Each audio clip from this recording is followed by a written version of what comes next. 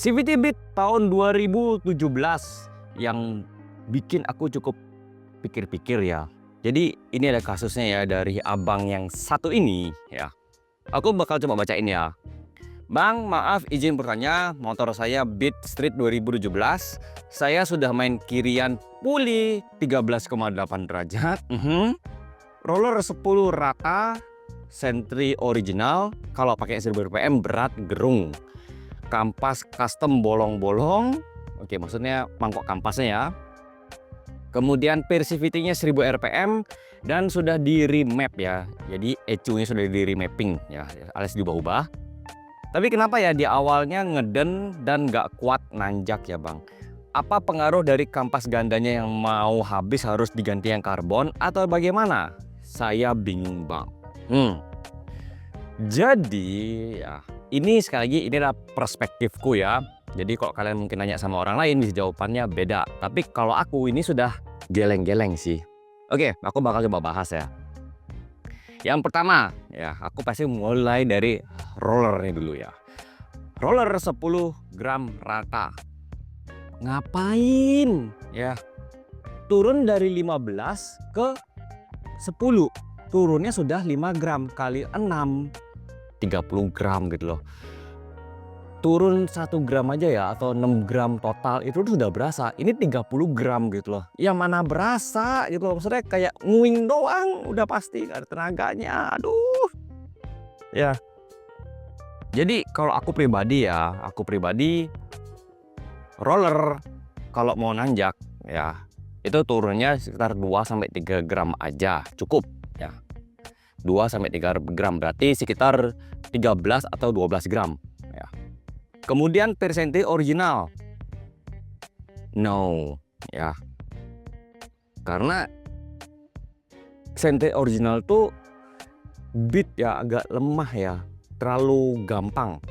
Jadi memang ya aku akui memang agak berat sedikit, tapi kalau sudah dapat momentum ya gigit itu bakal kuat nanjak. Jadi gunakan yang 1000 rpm. Tapi ini kembali ke ini ya, ke selera. Tapi kalau aku sudah pasti di 1000 rpm.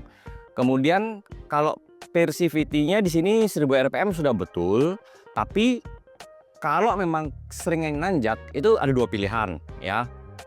Pilihan pertama bisa pakai originalnya, yang kedua bisa pakai 1000. Ya ini opsional kalau persivity-nya. Tapi kalau persentri ya seperti aku bilang di awal ya atau sebelumnya itu pasti di angka 1000, jangan pakai yang standar, udah pasti nggak enak ya. Itu jadi kalau roller ya turun 2-3 gram ya. Kalau di kasusnya Beat Street 2017 itu di 13 atau 12 gram. Kemudian persivity-nya itu bisa diopsikan ya, bisa 1000 rpm atau dipakai standarnya tidak masalah. Tapi persentri kalau menurutku wajib banget di 1000 rpm ya, seperti itu. Kemudian di puli ya. Puli custom 13,8 derajat itu sudah teret. Ya, aku sudah big no ya.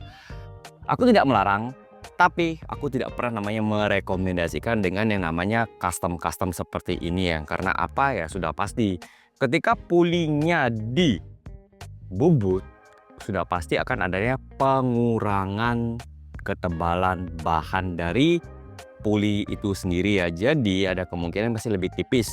Dan yang kedua adalah pengerjaannya itu loh ya.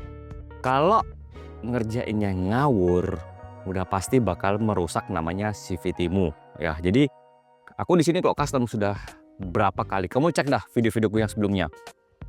Itu tidak ada pernah merekomendasikan puli custom ya. Entah itu puli standar yang di custom atau puli aftermarket yang di custom ulang lagi ya. Aku sama sekali tidak pernah rekomendasi. Jadi pulinya buang aja, pakai yang standar ya. Atau kalau kalian mau pakai aftermarket, oke. Kemudian mangkok kampasnya sudah custom bolong-bolong ya. Sebenarnya sih aku juga tidak merekomendasikan yang bolong-bolong karena apa ya, juga rawan. Kebanyakan bolong itu berarti juga akan merapuhkan kekuatan dari mangkok itu sendiri ya. Kecuali kalau mangkoknya itu sudah didesain sedemikian rupa ya dengan jumlah bolongnya yang tepat, nggak ada masalah. Tapi kebanyakan yang dibikin itu adalah ngawur ya, bolong sana sini akhirnya apa? Pecah. Nanti CVT-mu yang bermasalah. Bukan cuman di mangkoknya, tapi seluruh area CVT itu bakalan bermasalah. Seperti itu ya. Jadi untuk kampasnya custom bolong-bolongnya buang aja, ganti yang bawaan pabrikan, udah cukup, nggak usah dia apa-apain ya. Terus di sini V-beltnya tidak ada di apa namanya, tidak ada diinfokan ya masalah V-belt, jadi aku tidak tahu. Tapi kalau V-beltnya sudah mulai retak, sudah mulai kayak renggang, diganti aja ya. Kalau aku rekomendasi sudah pasti pakai yang Kevlar ya, itu sudah pasti. Kemudian dari kampas gandanya ya, kampas ganda sendiri di sini juga ya dibilang sih sudah mau hampir habis. Apakah harus ganti yang karbon atau gimana gak? Kalau kamu bisa dapat yang karbon nggak ada masalah ya, selama itu memang karbonnya memang bener-bener karbon ya, bukan kayak karbon yang dibilang karbon tapi murahan atau palsu dan sebagainya ya, itu hati-hati juga ya. Jadi kalian juga yang masalah main karbon tuh hati-hati, karena nggak semuanya itu beneran karbon dan beneran bagus ya. Jadi kalau aku pribadi ya, kalau kalian takut pakai yang original aja ya, beli dari Honda ya. Jadi seperti itu. Nah kemudian yang masalah sini adalah tambahannya remappingnya. Kalau remappingnya bener ya, remappingnya sesuai, harusnya sih tenaga motor bakalan oke. Tapi permasalahan remapping itu ada dua. Yang pertama, kalau remapping yang ngasal atau nggak sesuai, itu bakalan namanya bikin motor nggak bertenaga dan biasanya juga bakalan boros bensin. Yang kedua, yang namanya remapping ya, aku di sini sebenarnya tidak terlalu yang namanya merekomendasikan buat namanya remapping ya, karena remapping itu tuh kalau dia terlalu over itu bakalan merusak ECU. ECU tuh lumayan harganya ya. Jadi kalau aku pribadi di sini yang perlu ya, yang dari sini ya, ini tuh ceritanya yang rekapannya yang dia pakai ya, itu yang aku rekomendasikan itu seperti ini. Oke. Nah, jadi untuk bro ya, aku bilang Bro Anto aja ya, itu aku jawabnya bisa itu aja. Oke.